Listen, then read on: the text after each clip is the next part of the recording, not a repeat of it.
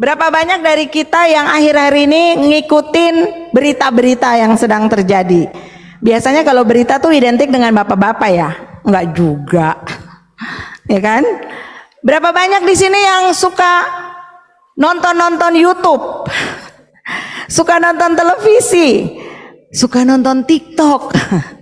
Karena beritanya paling banyak di TikTok ya. Orang sekarang udah nggak mikir ada televisi, yang penting ada HP yang bisa install TikTok.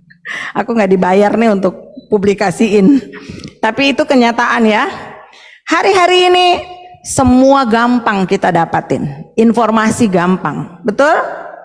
Yang nggak mau aja tuh, yang makanya orang bilang apa ya, kuper, kurang informasi juga ya. Tapi perlu juga untuk kita tahu. Kenapa? Karena kita harus melihat sinkron kenyataan dengan firman Tuhan. Setuju?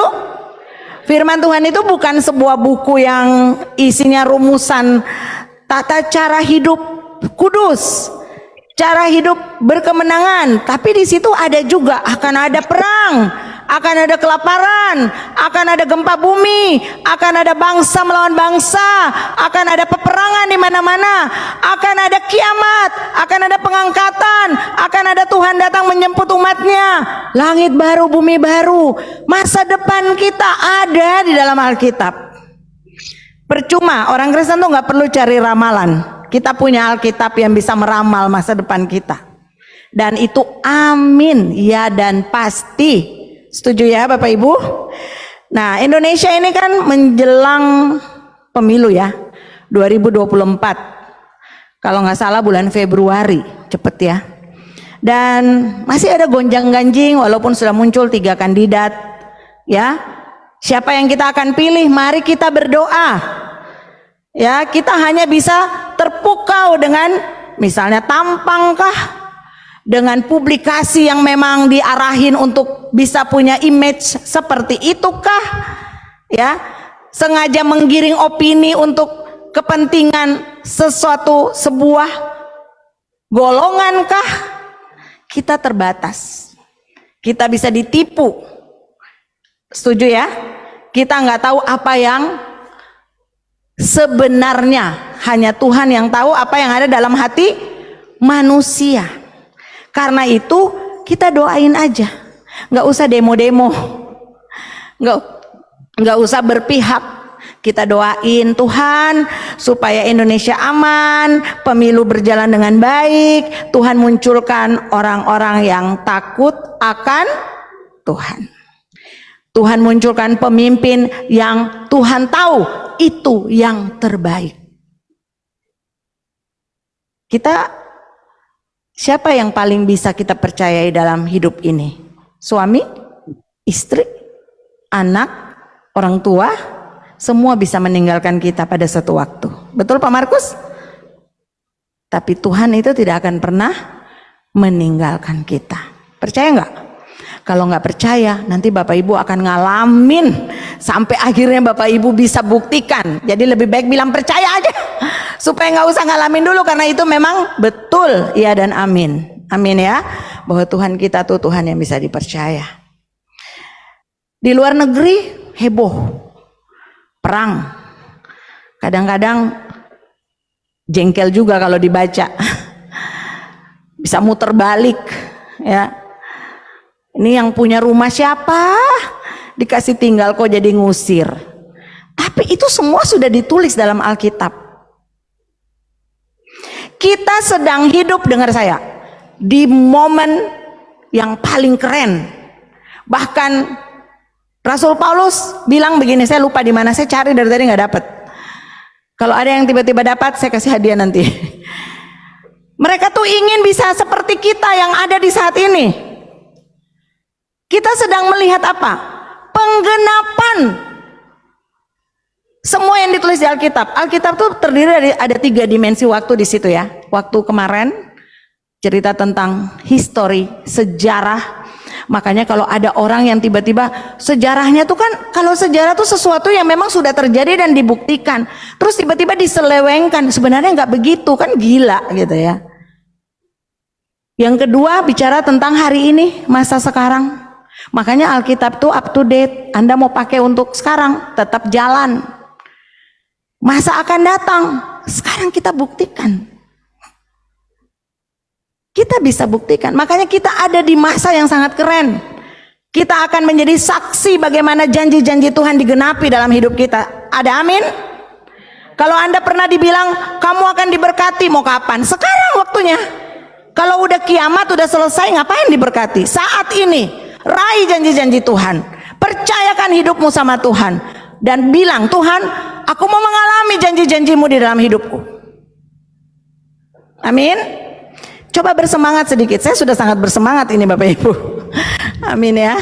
Karena, tahu nggak kenapa saya bersemangat?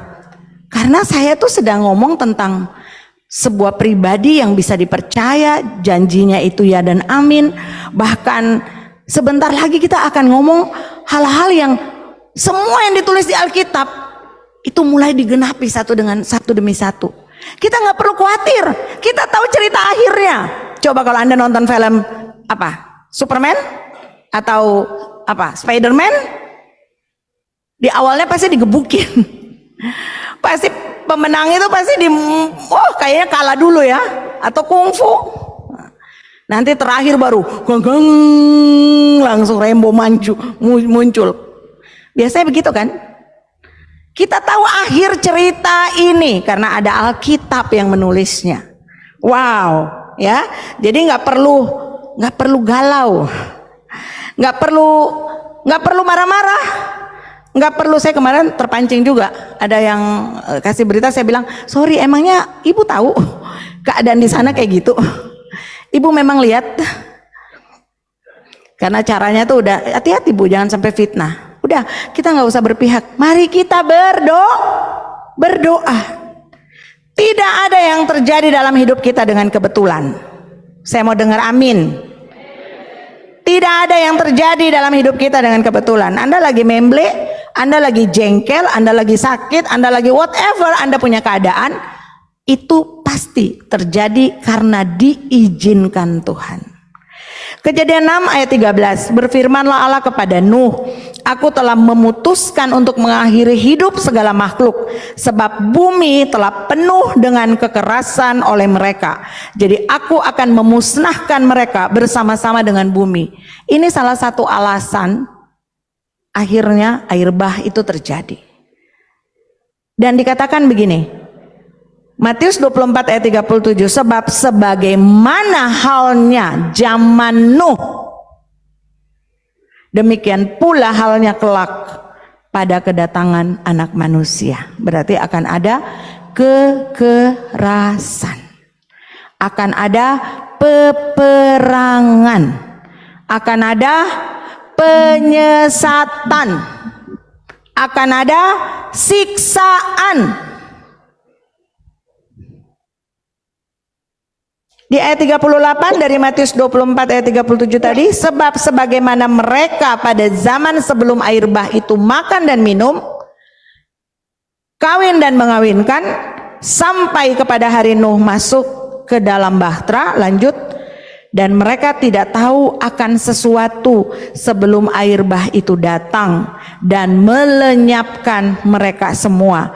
Demikian pula lah halnya kelak pada kedatangan anak manusia. Lalu ayat 42 bilang begini, karena itu berjaga-jagalah, sebab kamu tidak tahu pada hari mana Tuhanmu datang. Hari ini saya mau bicara tentang berjaga-jaga. Keadaan-keadaan saat ini, tadi saya bilang kita akan menjadi saksi bagaimana janji-janji Tuhan, cerita-cerita dalam Alkitab akan digenapi. Bahkan kita tahu akhir dari cerita ini. Jadi perannya kita tuh apa? Jangan jadi penonton, kita harus berperan. Ambil bagian berdoa. Itu juga bisa menjadi investasi untuk hidup kita. Jangan menjadi penonton. Jangan sibuk hanya dengan diri sendiri. Masuk dalam agenda Tuhan, ikut dalam agenda Tuhan, kerja bareng dengan Tuhan, supaya kita juga akan dapat upahnya. Setuju Bapak Ibu? Nah, tentang berjaga-jaga ini, Alkitab saya hanya membatasi di dalam Perjanjian Baru karena banyak sekali ya. Menuliskan berjaga-jaga dalam beberapa ide atau pokok pikiran. Katakanlah Matius 16 ayat 6. Kata berjaga-jaga itu dibilang begini, berjaga-jagalah dan waspadalah terhadap ragi orang Farisi dan Saduki. Kalau dalam Markus 8 ayat 15, berjaga-jagalah dan awaslah terhadap ragi orang Farisi dan ragi Herodes. Ya. Ide pokoknya di situ berjaga-jaga terhadap ada ragi-ragi ini, ya, mementingkan diri sendiri, sukanya nuntut dari orang tapi dianya sendiri nggak lakukan, ya, munafik dan sebagainya. Nah, ada juga ide berjaga-jaga ketika Tuhan Yesus ajak murid-muridnya berdoa waktu Tuhan Yesus mau ditangkap, ya, di Taman Getsemani. Matius 26 ayat 40. Dikatakan begini, berjaga-jagalah dan berdoalah supaya kamu jangan jatuh ke dalam pencobaan. Roh memang penurut tetapi daging lemah. Kemudian dalam Lukas 12 ayat 15, berjaga-jagalah dan waspadalah terhadap segala ketamakan. Jadi berjaga-jaga itu bisa terhadap ketamakan juga, kita harus berjaga-jaga karena nalurinya kita itu selalu mau, nggak pernah puas. Jadi itu sangat dekat dengan yang namanya tamak, ya. Sebab walaupun seorang berlimpah-limpah hartanya, hidupnya tidaklah tergantung daripada kekayaannya itu. Coba saudara bayangkan, tadi ada gambar ya, ketika ada perang seperti kemarin. Di mana lagi tuh harta kita bisa pakai? Sadis ya. Makanya dibilang bukan lagi manusia. Ada setan yang menungganginya. Bisa dipotong kepala, bisa dibakar hidup-hidup. Sadis. Firman Tuhan udah ngomong kok. Bahkan nanti hal-hal yang gak pernah kita pikirkan, kejahatan yang belum pernah kita lihat sepanjang hidup kita itu terjadi di masa-masa ini. Setan semakin gerah, waktunya semakin dekat. Makanya come on, bangun, jangan kelamaan tidur. Lanjut.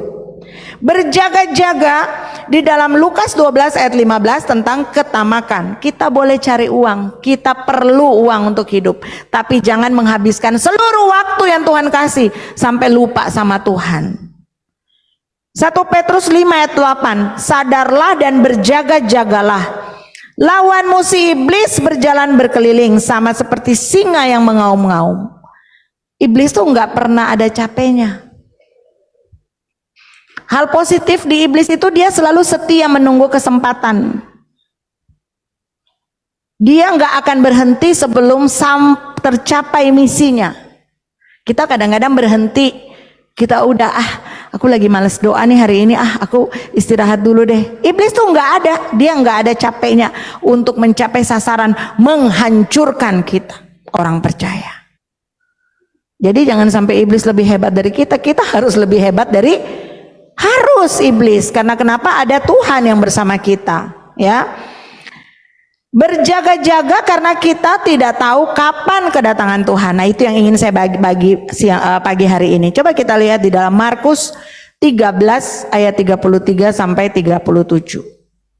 Di bawah perikop nasihat supaya berjaga-jaga.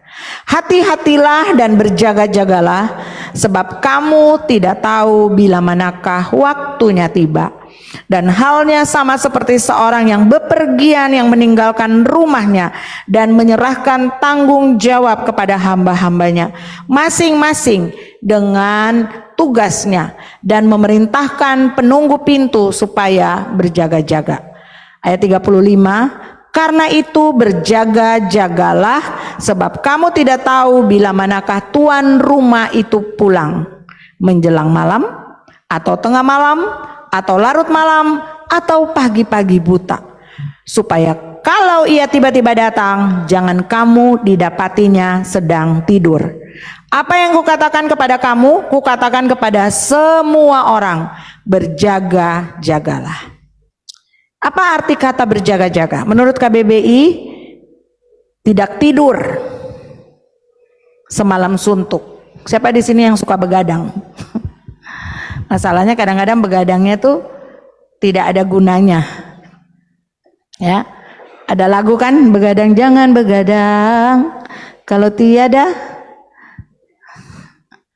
Tapi kalau begadangnya baca Alkitab, begadangnya doa semalaman, wow, keren banget. Ya, orang yang berjaga-jaga dibilang tidak tidur semalam suntuk. Contoh, zaman dahulu apabila raja mengawinkan anaknya, orang berjaga-jaga 40 malam lamanya. Wow. Arti yang kedua, bersiap-siap, bersiap sedia, berawas-awas, berhati-hati. Contoh, karena ujian sudah dekat, kamu sebaiknya berjaga-jaga. Dengan kata lain, menurut saya dengan singkat, simpel, sikap berjaga-jaga adalah sikap waspada untuk mampu menghadapi setiap situasi. Selalu siap, selalu waspada. Mengapa kita harus berjaga-jaga? Pertama, karena itu yang diperintahkan Tuhan. Karena itu yang ditulis di dalam Alkitab. Coba lihat Markus 13 ayat 37. Apa yang kukatakan kepadamu, kukatakan kepada semua orang. Berjaga-jagalah. Ini ditulis, ini disuruh, ini diperintah. Sebagai pengikut Tuhan Yesus, kita perlu untuk ikuti apa yang Tuhan mau. Setuju?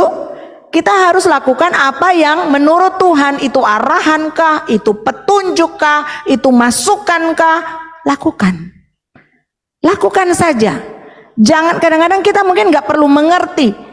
Nanti sudah lakukan baru muncul. Nah, kita tahu sekarang bahwa Allah turut bekerja. Itu ketika apa? Sudah dapat, sudah ngalamin, baru ngomong gini. Nah, kita tahu sekarang.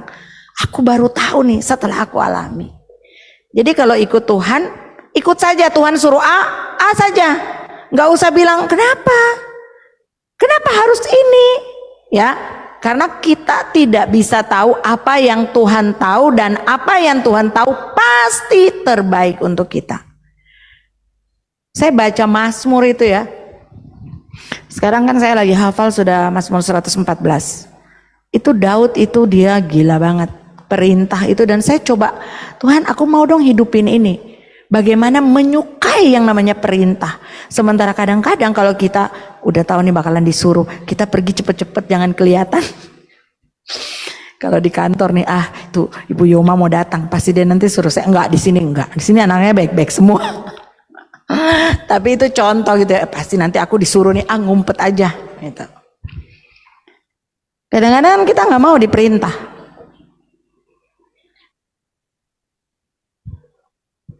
Kadang-kadang kita ngeles, kita kasih alasan. Bagaimana dengan Tuhan? Perintah Tuhan. Matius 24 ayat 25. Kenapa kita perlu untuk dengar? Langit dan bumi akan berlalu, tetapi perkataanku tidak akan berlalu. Tertulis di dalam Markus 13 ayat 31 juga. Langit dan bumi akan berlalu. Saudara bayangkan, langit dan bumi akan berlalu. Firman Tuhan tidak berlalu. Pegang yang abadi itu. Mazmur 19 ayat 8, Raja Daud menulis, titah Tuhan itu tepat, menyukakan hati. Perintah Tuhan itu murni, membuat mata bercahaya. Wow. Bagaimana Bapak Ibu? Punya rasa cinta akan perintah Tuhan? Amin. Mazmur 112 ayat 1 bilang gini, haleluya, berbahagialah orang yang takut akan Tuhan, yang sangat suka kepada segala perintahnya. Ternyata takut akan Tuhan itu identik dengan suka akan perintahnya. Jangan bilang kita takut akan Tuhan kalau kita tidak suka dengan perintahnya. Mazmur 119 ayat 35, biarlah aku hidup menurut petunjuk perintah-perintahmu, sebab aku menyukainya. Biarlah ini menjadi doa kita ya. Coba dihafal nanti. Mazmur 119 ayat 35. Biarlah aku hidup menurut petunjuk perintah-perintahmu, sebab aku menyukainya. Tambah koleksi sukanya yuk.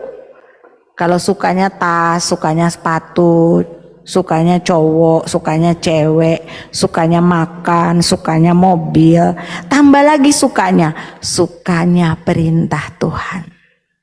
Nggak ada amin di sini? Sepi sekali. Adakah orang di sini? Amin. Wow, hai Bapak Ibu yang ada di Zoom, masih ngikutin? Tambah kesukaannya, tambah hobinya. Apa hobinya? Menyukai perintah-perintah Tuhan. Yang keren tuh ada satu lagi nih, Mazmur 119 ayat 143. Bahkan dalam kondisi kesesakan. Wow. Bahkan dalam kondisi kesesakan dan kesusahan. Mazmur 119 ayat 143 dibilang begini, tetapi perintah-perintahmu menjadi kesukaanku. Mungkin kalau orang lagi senang-senang, dia bisa oke aja. Tapi kalau dia lagi jengkel, perintah Tuhan bilang gini, ampuni dia. Bisakah itu menjadi kesukaan? Ketika ada orang yang marah-marah, ketika ada orang yang maki-maki, ketika ada orang yang menghina, ketika ada orang yang menjahili, merugikan, terus firman bilang ampuni, itu perintah. Dalam kesesakan, ketika sakit, diagnosa dokternya tuh parah, bisakah kita tetap bilang aku percaya firman-Mu ya dan amin dalam hidupku? Ini saatnya kita menghidupi firman dalam hidup. Ini saatnya kita mempercayai kalau Anda ingin melihat semua nubuatan dalam Alkitab terjadi dalam hidupmu. Hal yang kedua, mengapa kita harus berjaga-jaga? Karena kita tidak tahu kapan waktunya. Ada yang tahu di sini? Markus 13 ayat 33. Karena kita tidak tahu kapan waktunya.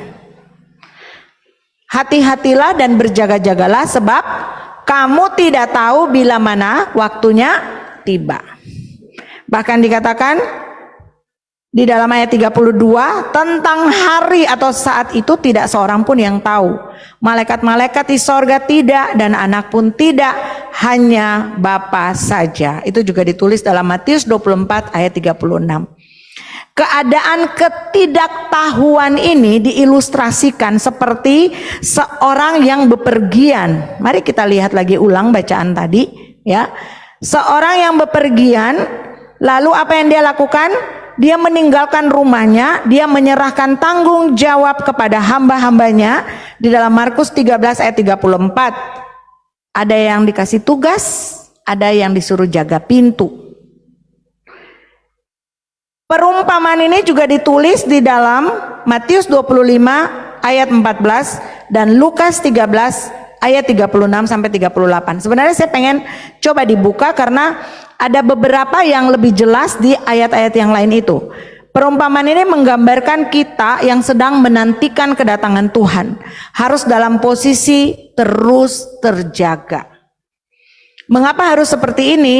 Ayat 35, karena kita tidak tahu, bisa tolong ditampilkan, kapan waktunya pulang. Bisa menjelang malam, bisa tengah malam, bisa larut malam, bisa pagi-pagi buta. Kita perlu berjaga-jaga karena kita tidak tahu apa-apa. Ada di sini yang tahu besok dia akan seperti apa? Nggak ada. Kita perlu berjaga-jaga karena kita tidak tahu apa-apa. Siapa yang tahu kalau tiba-tiba dia akan mengalami masalah besar? tiba-tiba kesulitan datang, tiba-tiba anak-anaknya sakit atau dianya sakit, bahkan mungkin dianya sampai pergi, kita menjadi hari terakhir kita, siapa yang tahu?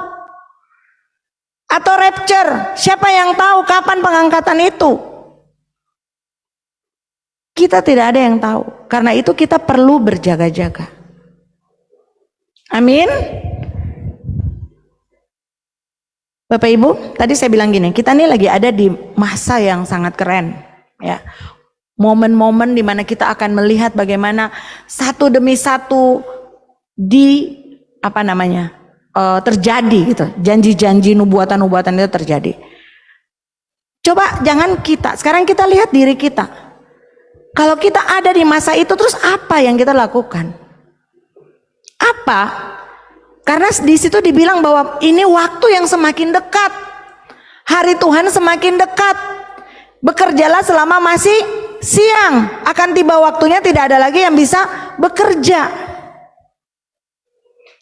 Kita perlu berjaga-jaga supaya kita bisa mengantisipasi hal-hal yang bisa terjadi. Setuju? Tuan rumah tiba-tiba datang, orang itu tersedia. Saya ingat, ini kebiasaannya. Kalau kita tuh misalnya atasan mau pergi, terus kita dikasih tanggung jawab, kita biasa tanya, kapan pulang? Karena pasti dalam otak kita, main-main dulu aja. Kalau masih 1-2 hari lagi, masih bisa pending, masih bisa tunda. Ya masih boleh kalau dapat bocoran, akhirnya tidak ketahuan. Tapi sebenarnya harusnya kita tetap siap sedia dalam keadaan apapun.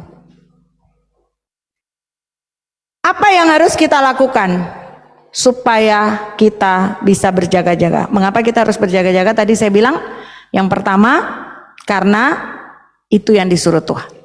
Yang kedua, karena kita tidak tahu kapan waktunya akan datang. Baik waktu kesusahan, baik waktu penderitaan, baik waktu apa saja, ya, sampai dengan waktu kedatangan Tuhan. Hal yang ketiga, karena surga dan neraka itu ada. Bisa kasih tampil gambar neraka? Ini konsekuensi yang akan kita terima kalau kita nggak berjaga-jaga. Ada hal yang lebih penting lagi dari sekedar kita menangisi nasib.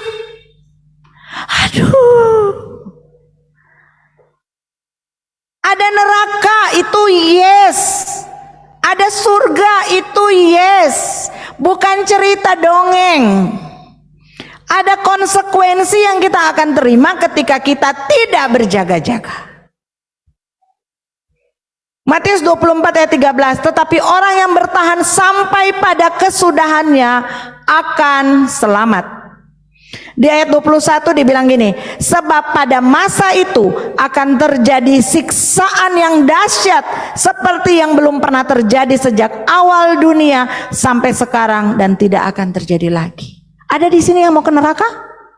Tolak dalam nama Yesus. Mari kita hidup sungguh-sungguh. Kita nggak akan mampu. Sekarang ini Makassar panasnya minta ampun kan? Hanya nggak hujan beberapa hari aja kan?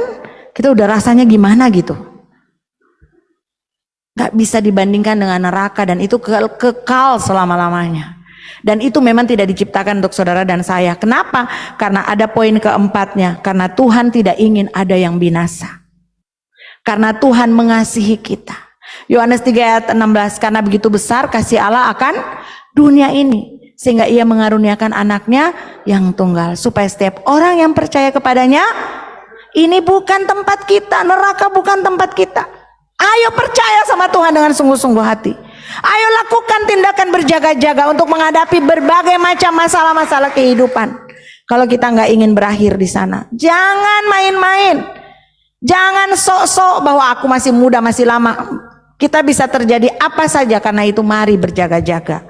Lalu apa yang harus kita lakukan di dalam masa berjaga-jaga ini atau untuk berjaga-jaga ini? Hanya 2 hal yang saya mau bagi. Pertama, pastikan kita sudah punya keselamatan. Pastikan kita sudah diselamatkan. Dalam Roma 10 ayat 9, sebab jika kamu mengaku dengan mulutmu bahwa Yesus adalah Tuhan, percaya dalam hatimu bahwa Allah telah membangkitkan dia dari antara orang mati, maka kamu akan diselamatkan. Ayat 10-nya, karena dengan hati orang percaya dan dibenarkan, dengan mulut orang mengaku dan diselamatkan. Kalau hari ini mungkin kita duduk di sini, saya sudah Kristen dari lahir. Itu bukan jaminan kita pasti ke surga. Atau hari-hari ini lagi up and down, lagi nggak mood, lagi malas doa, lagi malas ibadah, atau lagi apalah keadaan-keadaan yang sedang kita alami. Waktunya untuk kembali Bapak Ibu. Jika hari ini firman ini datang menegurmu, Roh Kudus bicara sesuatu di dalam hatimu, jangan sampai menyesal. Karena ketika semua di end of semuanya selesai, kita akan berdiri dengan pertanggungan jawab ke hadapan Tuhan. Kita akan diingatkan, saya sudah peringati kamu beberapa kali. Mana? Jangan menolak undangan Roh Kudus. Kalau dia ada di hatimu hari ini dan bilang begini, kamu perlu kembali kepada Tuhan. Kamu perlu memperbaiki lagi hubunganmu dengan Tuhan.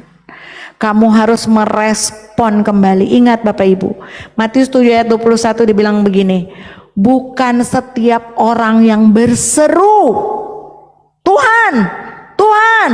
Bukan setiap orang yang menyanyi-menyanyi saja Tuhan.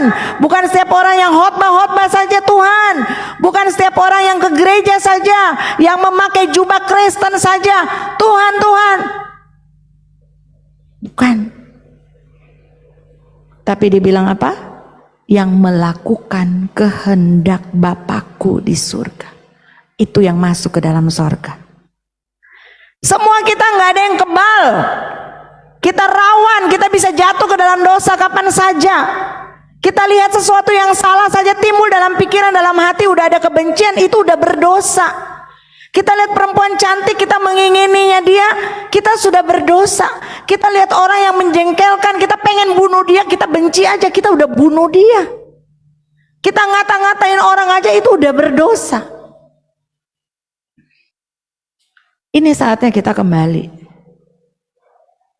Bukan yang manggil-manggil Tuhan, bukan yang kelihatan ke ibadah, tapi yang melakukan kehendak Tuhan. Bukan berarti nggak ada masalah, banyak masalah, banyak masalah. Tetapi Tuhan itu selalu ada bersama-sama dengan kita, yang akan membuat kita mengatasinya. Amin Bapak Ibu. Hal yang kedua, pastikan kita tetap bekerja. Yang pertama tadi apa? Pastikan kita udah punya keselamatan. Pastikan kita udah punya Yesus dalam hidup kita. Pastikan Yesus tahu siapa kita. Harus saling mengenal guys. Gimana mau tinggal di surga rumahnya dia nggak kenal kita. Iya kan? Tuhan harus kenal kita. Bukan secara oh iya karena dia ciptakan. Tapi karena punya hubungan yang intim dengannya. Karena melibatkan Tuhan dalam arena pertempuran hidup kita. Waktu kita masalah, kita doa, itu kita sedang melibatkan Tuhan dalam arena pertempuran kita. Dan pasti ada kekuatan untuk menghadapinya. Setuju? Saya sudah membuktikan itu berkali-kali. Satu waktu anak saya nggak punya tabungan, saya hidup hari ini ya untuk hari ini. Boro-boro ada tabungan. Kadang-kadang malah kekurangan. Saya mulai membayangkan hidup saya sebelum ada di pelayanan. Saya kerja di kantor yang cukup besar. Teman-teman saya bahkan ada yang kasih kuliah anaknya di luar negeri. Bisa ngutang, bayar, tinggal potong gaji. Di sini kita harus hidup dengan apa yang ada. Sementara kita nggak mungkin sekolah datang dan kita bicara tentang iman. Kita harus punya uang untuk bayar uang muka dan sebagainya. Lalu saya sudah mulai rasa pada saat dia kelas 2 SMA itu saya sudah mulai gini. Saya harus mulai cari. Saya harus mulai cari untuk beasiswa. Saya harus mulai cari bagaimana caranya. Selain saya cari, saya sendiri mulai bicara dengan dia. kerja aja dulu. Kita buka sanggar. Dulu di Jakarta saya bikin sanggar. Kita buka sanggar aja. Nanti mama cari channel kalau memang untuk bisa ke TV atau kemana event-event gitu. Saya membesar-besarkan hatinya. Nah anaknya tuh cuman oke, iya, siap gitu. Tapi hatiku tuh gini, gila. Masa kerja di sini malah nggak bisa kuliahin anak. Jadi ini banget dalam hati. Lalu akhirnya saya sampai pada titik yang mengalir saja. Saya tidak tahu. Ya, tiba-tiba saya ditelepon dari Jakarta. Saya punya saudara. Dek, boleh nggak teman gue numpang di rumah lu? Anaknya tuh nggak tahu sekolah apa di Makassar. Tahun lalu tuh dia nggak lulus, ditawarin Ciputra untuk dokter, ditawarin macam-macam kan anaknya pinter. Dia mau aja di itu, tapi nggak tahu apa namanya SMA atau apa gitu. Saya bilang oke, aku jemput. Saya pergi jemput di bandara, tinggal di rumah, dan akhirnya ternyata anak itu sekolah di STAN. Dan akhirnya dia ngomong ke anak saya nggak pernah mikir karena saya tahu anak saya cita-citanya jadi seorang psikolog. Jadi itu tidak ada sama sekali dalam pikiran. Dan singkat cerita, akhirnya anak saya itu ke STAN. Waktu saya antar pergi, saya nggak ada ongkos. Di Jakarta harus tinggal di mana karena daerahnya jauh dari rumah kakak saya. Lalu saya ingat begitu naik pesawat, saya duduk, Tuhan bilang gini, ambil kertas, ambil pena. Saya biasa kalau naik pesawat saya pasti ada buku sama not kecil. Saya ambil dan kalimat yang muncul disuruh tulis di situ. Perjalanan pembuktian janji Bapa. Saya nangis, dia nggak tahu apa yang terjadi kan? Saya nangis. Perjalanan pembuktian janji Bapa. Saya mau bilang, ayo tanya Tuhan apa janji Tuhan buat kita, buat ibu-ibu, bapak-bapak yang ada di Zoom, yang menyaksikan lewat apapun maupun yang di sini. Saya tanya, anak kedua pun saya tanya, apa Tuhan bilang? Tuhan bilang. Anak ketiga, apa Tuhan bilang? Tuhan bilang. Dan pada titik-titik terendah saya selalu ngomong gini, Tuhan ingat janjimu. Dan saya juga Tuhan punya janji dengan saya. Itu karena kita punya hubungan. Dia Bapa yang baik. Dia bukan Tuhan yang di atas dan hanya sekedar memberi perintah. Dia sangat ingin bersama dengan kita sampai di keabadian. Setuju nggak? Makanya Tuhan bilang gini, aku pergi dan menyiapkan tempat supaya di mana aku berada, kamu pun berada. Nggak mungkin dia taruh tempat buat orang yang dia nggak kenal. Bangun hubungan dengannya. Pada titik-titik tertentu masalah itu nggak selesai, habis diomongin begitu. Masalah baru lagi, harus kontrak rumah di Jakarta. Uang nggak ada. Mulai muter kepala. Oh, aku pinjem aja beli barang kredit, jual cash, uangnya bisa dipakai. Yang terjadi adalah, saya mengalami masalah besar sesudah itu. Karena pakai pikiran sendiri. Sudah kredit, begitu mau dijual, teman bilang gini, Mama Yoma, aku bayar 1 juta aja, nanti baru saya cicil lagi. Loh, niatnya mau jual supaya bisa bayar orang punya rumah langsung sekian juta. Dan akhirnya semua terbengkalai. Dan akhirnya rasanya mau bunuh diri, tukang kredit datang. Malu. Tegang ya? Udah berlalu cerita ini, santai aja. Tapi waktu itu rasanya mau bunuh diri. Tahu nggak kenapa? Tiba-tiba orang datang nagih, Pak Luther yang datang ada di depan. Pak Luther bilang, ini ada apa ya? Cari Ibu Yoma. Dalam rangka ambil barang gini. Oh, udah dapat? Kalau nggak dapat nomornya, catat nomor saya. Nyaho. Diselesaikan sampai selesai ya. Kalau nggak ketemu orangnya, ini nomor saya, hubungi saya. Padahal saya itu lagi di dalam ruangan dan si yang terima itu nggak tahu kalau ada saya. Dan saudara tahu akhir cerita itu gimana? Ceritanya itu Tuhan cuma kasih sadar saya, ingetin saya sama janji itu. Saya pulang waktu itu saya bilang, saya telepon sama itu, saya bilang, ini kayaknya saya nggak bisa terusin kreditnya, tapi sudah sekian, saya bayar waktu itu udah sekitar 4-5 juta. Ini ambil aja barangnya yang satu, barang yang lain ini biar aja saya nyicil. Dia bilang nggak bisa, itu satu invoice. Saya bilang, rugi dong, saya sudah bayar sekian juta dan saya harus kembalikan semua. Dan singkat cerita, satu barang dikembalikan, sisa itu. Tapi saya pulang itu, waktu saya lagi bicara sama Tuhan, Tuhan bilang begini, Yoma, kamu lupa janji saya. Dan saya menangis di situ. Tuhan ampuni saya. Harusnya saya ingat perjalanan pembuktian janji Bapa. Saya harusnya percaya dan buktikan janji Bapa dalam hidup. Saya nggak boleh pakai cara pikir saya.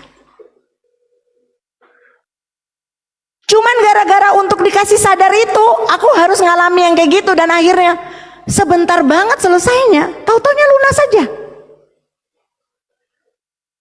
Tahu-taunya lunas saja. Tahu-taunya selesai aja masalahnya. Hanya Tuhan ingin ngajarin seorang saya supaya tidak bergantung pada otak yang selalu mikir, oh ini jalan keluarnya gini, oh ini jalan keluar gini. Apa janji Tuhan buat Bapak Ibu? Belum pernah Tuhan janji, baca Alkitabnya yang benar. Tanya, karena setahu saya Alkitab itu berisi janji Tuhan. Penuh janji Tuhan, bahkan ada yang bilang ada 365 jumlah janji Tuhan. Ada yang bilang lebih dari itu. Dibilang 365 karena setiap hari ada satu janji Tuhan yang bisa kita pegang untuk diri kita. Tuhan tidak pernah lalai, betul? Tuhan tidak pernah ingkar apa yang sudah Dia janjikan. Lah kalau orang yang tidak pernah ingkar itu pegang janjinya. Dan hari itu saya bertobat. Saya menangis, Tuhan ampuni saya. Kok lupa ya janjimu? Kok berharap pada pengertian sendiri? Kok mau urus diri sendiri? Padahal Tuhan udah ngomong, perjalanan anakmu itu pembuktian janji Bapak, janjiku. Karena waktu itu saya mempertanyakan, kok saya di pelayanan saya malah nggak bisa sekolahin anak? Saya compare dengan waktu saya nggak kerja di ini, kan itu udah nggak bener gitu. Dan janji itu datang. Sejak itu semua urusan yang berhubungan dengan anak ini selalu Tuhan tunjukkan. Tuhan menyertai. Ikut apply untuk G20. Dia sekolahnya cuma D1. Karena untuk jurusan dia cewek. Itu nggak bisa langsung lebih dari itu, sesudah itu baru sekolah lagi. Sampai orang bilang, kamu punya orang kuat ya? Di CV-nya saya bilang, tulis di situ. Tulis, kamu melakukan segala sesuatu seperti untuk Tuhan dan bukan untuk manusia. Dan setiap ada sesuatu yang dia apply dengan pertolongan Tuhan, selalu oke. Kalau bukan janji itu, amin. Kalau bukan Tuhan itu, apa? Temukan, cari apa janji Tuhan dalam hidup kita. Dia dapat dipercaya. Saya sudah membuktikannya Bapak Ibu. Amin. Pastikan kita tetap mengerjakan keselamatan. Pastikan kita tetap bekerja. Kalau Dia datang, Tuhan datang, maka Tuhan akan menemukan kita. Saya tertarik untuk kasih lihat ayat yang 10 dari Markus 13. Sebelum saya akhiri, tetapi Injil harus diberitakan dahulu kepada semua bangsa. Markus 13 ayat 10. Tetapi Injil harus diberitakan dahulu kepada semua bangsa. Kadang-kadang kita mengartikan saya juga termasuk, tapi akhirnya saya sekarang mengerti dengan cara yang benar. Kita mengertinya gini, Tuhan gak akan datang kalau Injil belum sampai ke seluruh dunia, betul? Betul gak? Berarti kita sebenarnya bisa buat ini dong. Kita bisa buat kira-kira Tuhan tuh datang kapan. Kita bisa prediksi kalau pekerjaanku selesai Tuhan datang. Iya dong, automatically. Iya kan? Coba deh, coba mikirnya lebih. Tetapi Injil harus diberitakan dahulu kepada semua bangsa. Lalu kalimat yang di beberapa bagian di sana bilang Injil harus diberitakan, disebarkan di seluruh dunia, baru datanglah Tuhan, begitu ya. Tapi coba mari kita lihat ayat di atas. Tolong buka ayat 5. Bagian 5. Maka mulailah Yesus berkata kepada mereka, waspadalah supaya jangan ada orang yang menyesatkan kamu. Sebelum ini ada pertanyaan dari murid-muridnya. Kita belajar sedikit ya sebelum selesai ini biar ngerti. Ada pertanyaan dari murid-muridnya, bisa ditampilkan ya. Mereka tanya gini, guru, ada 4 orang. Katakanlah kepada kami, ya Petrus, Yakobus, Yohanes, satu lagi siapa tuh? Bila manakah itu akan terjadi dan apakah tandanya? Ada 2 pertanyaan. Kapan dan apa tandanya? Kalau semua itu disampaikan, Pak, kalau akan sampai pada kesudahan. Lalu Tuhan mulai jawab, ayat 5. Tuhan jawabnya begini, waspadalah supaya jangan ada orang yang menyesatkan kamu. Terus ayat 6, akan datang banyak orang dengan memakai namaku dan berkata akulah dia, dan mereka akan menyesatkan banyak orang. Hati-hati ya Bapak Ibu, mari kita pegang firman, kencang-kencang baca supaya kita nggak mudah disesatkan orang. Yang ayat ke-7, dan apabila kamu mendengar deru perang atau kabar-kabar tentang perang, janganlah kamu gelisah, semuanya itu harus terjadi, tetapi itu belum kesudahannya. Ayat 8, ada perang, sebab bangsa akan bangkit melawan bangsa, kerajaan melawan kerajaan, akan terjadi gempa bumi di berbagai tempat, akan ada kelaparan. Semua itu barulah permulaan penderitaan menjelang zaman baru. Ayat 9, tetapi kamu ini hati-hatilah, kamu akan diserahkan kepada majelis agama, dan kamu akan dipukul di rumah ibadat, dan kamu akan dihadapkan ke muka penguasa-penguasa dan raja-raja karena aku sebagai kesaksian bagi mereka. Keadaannya tuh lagi nggak enak, keadaannya lagi disesah, keadaannya lagi mengalami penderitaan, lagi dipukul. Lalu kalimatnya bilang gini, tetapi Injil harus diberitakan. Walaupun kamu lagi dipukul, walaupun kamu lagi disesah, walaupun kamu lagi menderita, walaupun kamu lagi sakit, walaupun kamu lagi nggak suka, Injil harus diberitakan. Jadi bicara tentang apapun keadaanmu, Injil harus diberitakan.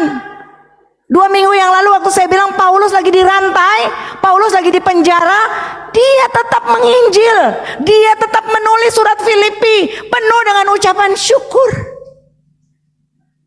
Apa yang sedang kita alami hari ini? Nggak makan? Nggak punya rumah?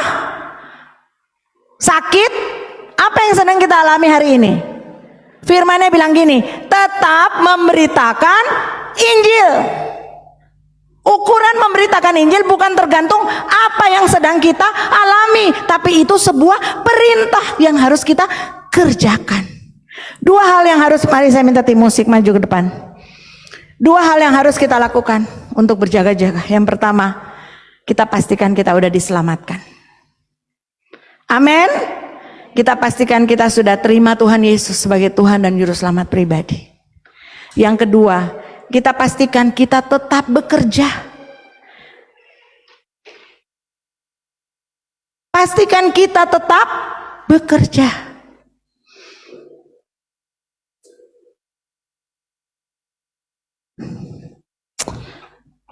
Saya minta tutup mata.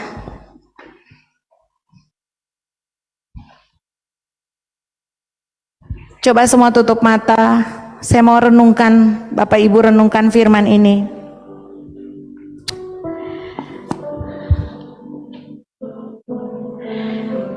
Kita harus tetap dalam posisi bekerja.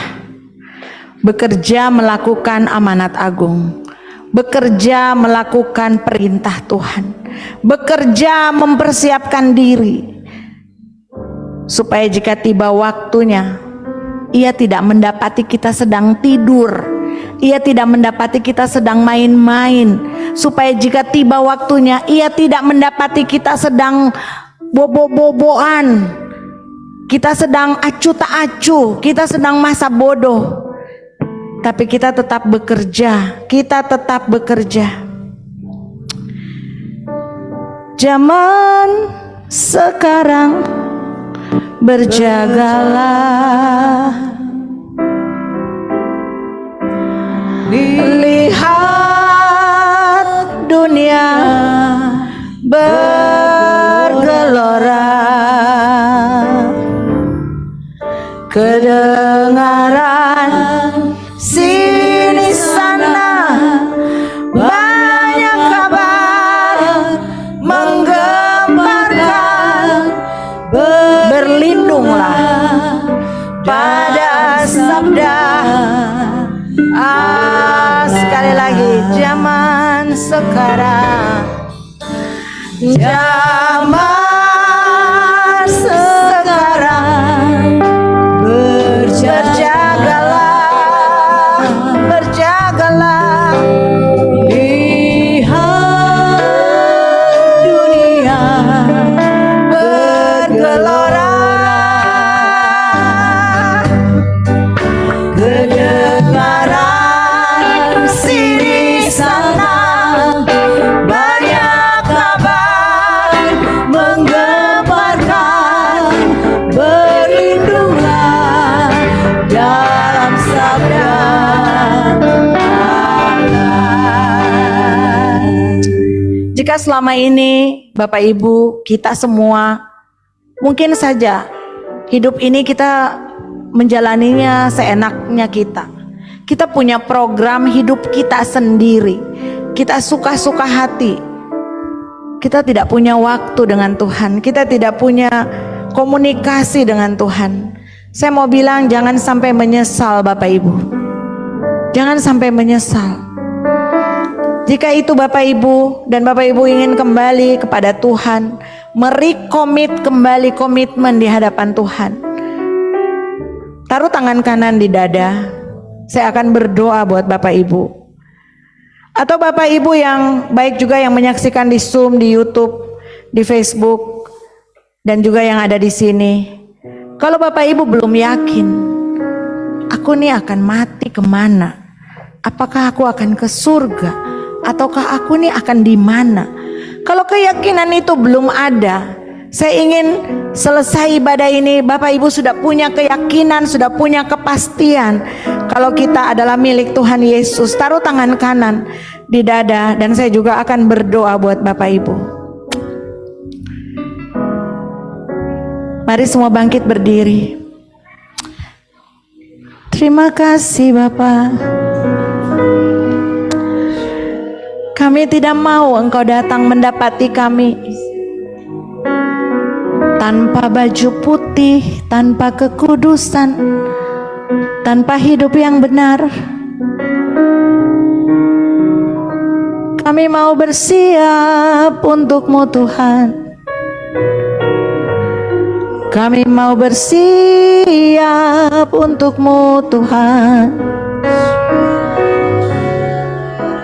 Kami mau memperbaiki hidup kami. Kami mau kembali dengan-Mu Tuhan.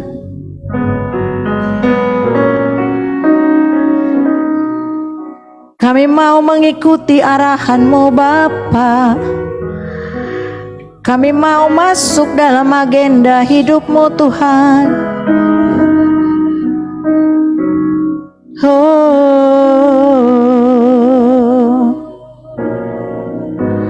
Terima kasih Yesus. Mari Bapak Ibu ikut saya ya. Kita berdoa. Tuhan, mari ikut saya Bapak Ibu. Tuhan, saya berikan hidup saya. Saya tahu saya orang berdosa. Ampuni saya Tuhan. Ampuni saya. Saya percaya kepada Tuhan Yesus. Saya percaya kepada Tuhan Yesus. Dan saya tahu Tuhan Yesus telah menumpahkan darahnya untuk saya. Dan saya tahu Tuhan Yesus telah menumpahkan darahnya untuk saya. Tuhan Yesus mati dan bangkit dari kematian. Tuhan Yesus mati dan bangkit dari kematian. Saat ini saya berbalik dari jalanku yang lama. Saat ini saya berbalik dari jalanku yang Saya mau bertobat dan saya mau kembali kepadamu Tuhan. saya mau bertobat dan saya mau kembali kepadamu Tuhan. Saya datang kepadamu karena Engkaulah juru selamatku. Saya datang kepadamu karena Engkaulah juru selamatku. Bantu aku untuk hidup bagimu Bantu aku untuk hidup bagimu sebagai Tuhanku, sebagai Tuhan, sebagai Rajaku. sebagai Raja. Bertahtalah di dalam hatiku, Bertahtalah dalam hati, berkuasalah di dalam hidupku. berkuasalah dalam hidup. Di dalam nama Tuhan Yesus, Dalam nama Tuhan Yesus. saya berdoa. Tetap diam, saya berdoa buat Bapak Ibu. Terima kasih Tuhan Yesus. Terima kasih untuk siang hari ini. Terima kasih untuk firman-Mu yang kembali mengingatkan kami untuk berjaga-jaga. Karena kami tidak tahu apa yang akan terjadi dengan kami. Karena kami mau taat bahwa itulah perintah yang Tuhan suruhkan untuk kami kerjakan. Karena kami tahu bahwa surga dan neraka itu nyata dan itu akan menjadi masa depan kami yang ditentukan dari pilihan hidup kami hari ini. Jika kami tidak berjaga-jaga, maka Engkau datang akan seperti pencuri. Seperti di dalam 2 Petrus 3 ayat 10, hari Tuhan akan tiba seperti pencuri. Pada hari itu langit akan lenyap, gemuruh akan dahsyat. Tapi kami akan menjadi seperti mempelai yang siap dengan minyak. Kami siap menyambut Tuhan. Kami siap karena kami terus dalam sikap berjaga-jaga. Dan kami akan melakukan 2 hal dalam hidup kami Tuhan. Kami akan memastikan keselamatan di dalam Tuhan kami miliki. Dan kami akan tetap bekerja untuk Engkau. Kami akan terus aktif di dalam pelayanan. Kami akan terus mengerjakan keselamatan seperti itu yang Tuhan suruhkan. Dan ketika Engkau mendapati kami, semua yang menjadi tugas sudah kami kerjakan. Kami bisa berdiri di hadapan-Mu dan mempertanggungjawabkan semuanya. Terima kasih Tuhan Yesus. Meteraikan firman ini dalam hati kami semua. Meteraikan firman-Mu dalam hati kami semua.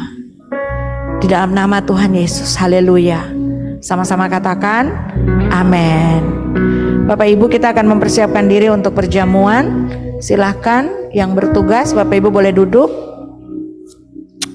Haleluya.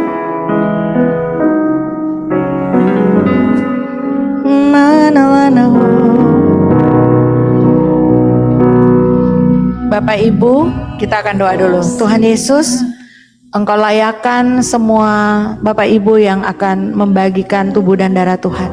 Kuduskan mereka, layakkan mereka. Dan semua umat-Mu yang akan menerima tubuh dan darah Tuhan. Ada waktu sebentar Bapak Ibu, minta ampun di hadapan Tuhan. Kalau ada hal-hal yang Anda ingat akan dosa, kesalahan, ada marah sama orang, bebaskan dirimu dan layak, pastikan Anda layak untuk menerima tubuh dan darah Tuhan Yesus. Di dalam nama Tuhan Yesus, haleluya. Silahkan Pak Stef. Setinggi langit,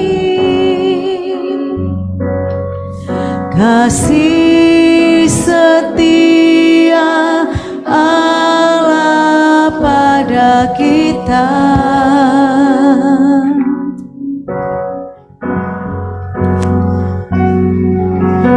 Besar kasih Allah pada kita.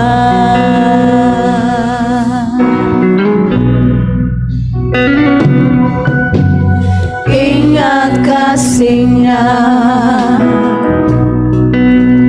ingat kebaikan-Nya,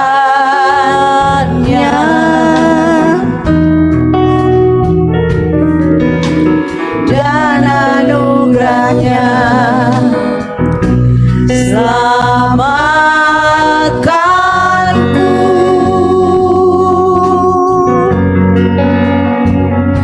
sebab kasih-Nya setinggi langit,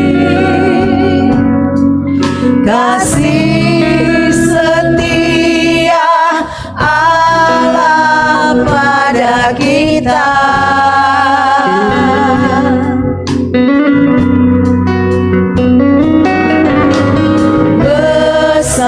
kasih Allah pada kita.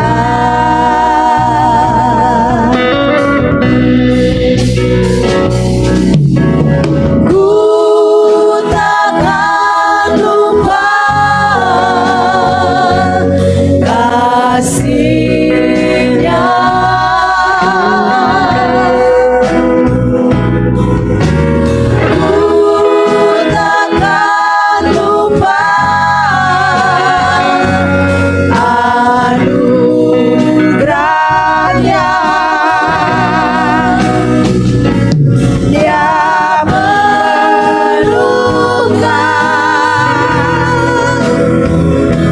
Dia penuhkan,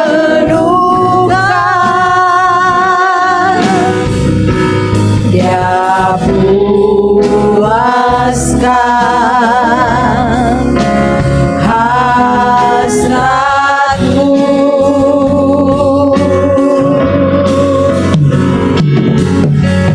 Ku takkan lupa kasih-Nya.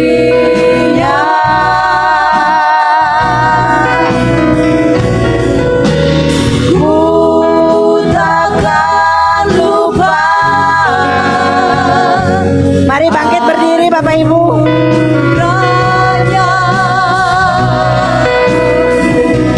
Dia penuhkan, Dia penuhkan, Dia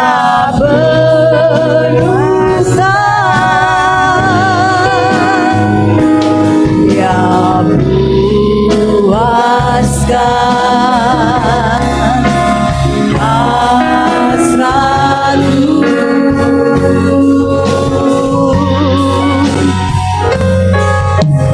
Besar kasih Allah pada kita. Haleluya.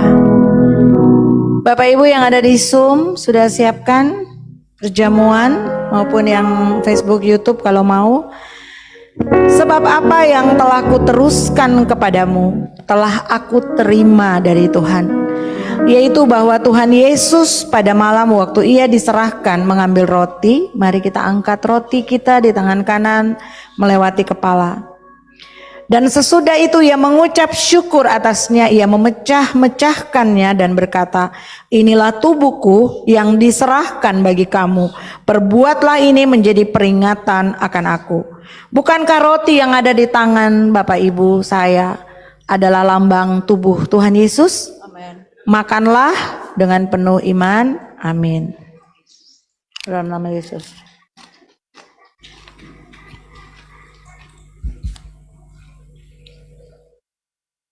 Demikian juga Ia mengambil cawan sesudah makan. Mari kita angkat anggur di tangan kanan melebihi kepala.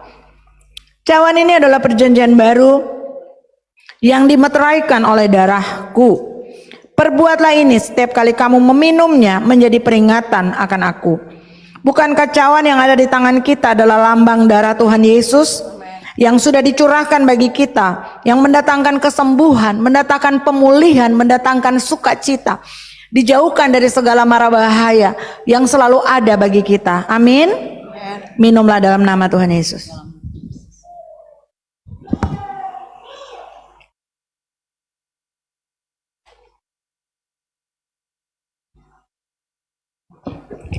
Mari kita angkat tangan kita bersyukur. Bapa, terima kasih. Terima kasih untuk tubuh dan darah-Mu. Terima kasih untuk pengorbanan-Mu. Terima kasih untuk segala yang Kau kerjakan bagi kami. Terima kasih Yesus untuk keselamatan bagi kami. Haleluya. Haleluya. Terima kasih Yesus. Makaralana koiralana masih. Ayo. Terima kasih Yesus. Terima kasih untuk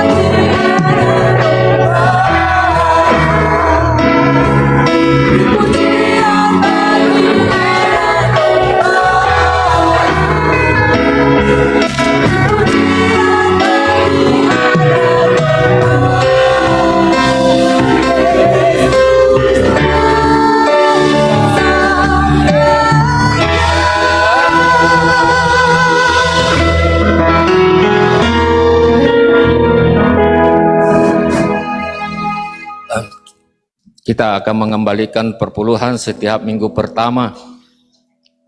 Salam. Kita semua diberkati Tuhan. Amin. Tepuk tangan dulu untuk Tuhan Yesus yang dahsyat.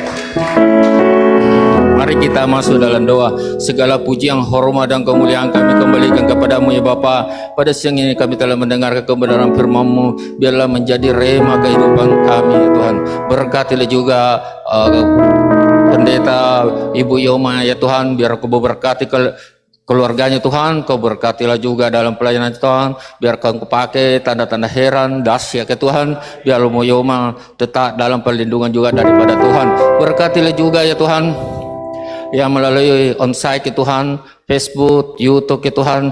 Biarlah semua tetap dalam perlindungan daripada Tuhan.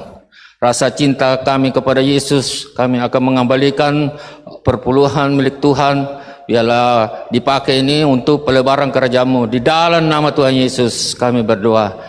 Amin. Silakan memberi.